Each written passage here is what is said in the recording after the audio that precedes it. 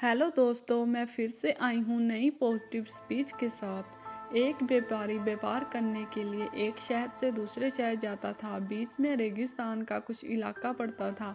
वह आदमी एक नेगेटिव सोच वाला इंसान था। हमेशा शिकायत करता रहता था कि मेरे पास ये नहीं है, वो नहीं है, इसकी कमी है, उसकी कमी है। एक दिन वह रेगिस्तान में से गुजर रहा था, तभी उसकी पानी की बोतल खाली हो जाती है।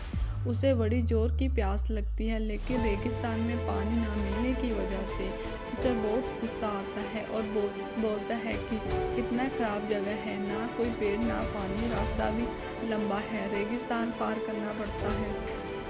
तभी आसमान की तरफ देख करके कहता है कि भगवान, ये कैसा जगह बना दी है आपने। अगर मेरे पास में बहुत सारा पानी होता, बहुत सारे संसाधन होते, तो इस जगह पर हरियाली कर देता, बहुत सारा पेड़ लगा देता। वह आदमी ऊपर देखकर ये सब बातें कह रहा होता है और ऐसा लग रहा था कि जैसे ऊपर वाले से जवाब का प्रतीक्षा कर रहा हो कि भगवान कुछ कह दे। अब चमत्कार ये हुआ कि वह जैसे ही नीचे देखा, उसे अपने आंखों के सामने एक कुआं दिखाई दिया। वह पूरी तरह से घबरा गया, क्योंकि उसने कभी भी उस रेगिस्तान में कुआं नहीं देखा था। वह कुएं के पास पहुंचा और देखा कि कुआं पूरी तरह से पानी से भरा हुआ है, परंतु वह आदमी नेगेटिव सोच वाला था और हमेशा शिकायत करता रहता था।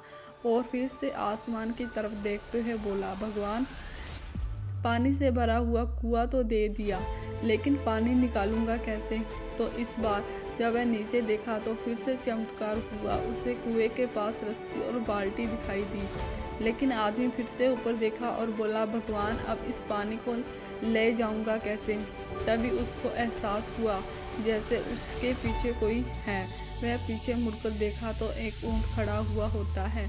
वह पूरी तरह से घबरा गया, सोचने लगा कि ये तो सच में होने लग रहा है। मैं बातों बातों में ये कह तो दिया, अब मुझे यहाँ हरियाली करनी पड़ेगी और पेड़ लगाने की जिम्मेदारी लेनी पड़ेगी।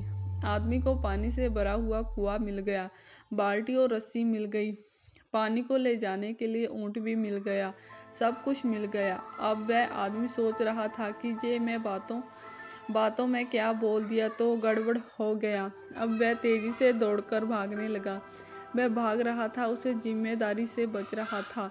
तभी एक कागज उड़ते हुए आया और इसके शरीर से चिपक गया। उसने जब उस कागज को देखा तो उस पर लिखा हुआ था कि मैंने तुम्हें पानी दिया, कुआं दिया, रस्सी और बाल्टी दिया, पानी को ले जाने के लिए साधन दिया, फिर भी क्यों बचकर भाग रहे हो। उस आदमी को लगा कि मेरे साथ पता नहीं क्या हो रहा है।